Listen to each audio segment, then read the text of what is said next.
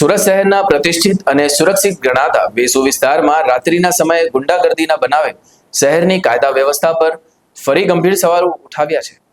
મહાવીર કોલેજના નજીક વિસ્તારમાં બે અજાણ્યા શખ્સોએ એક પ્રેમી યુગલ પર તલવાર વડે અને છરી વડે હુમલો કરી ફરાર થયા છે।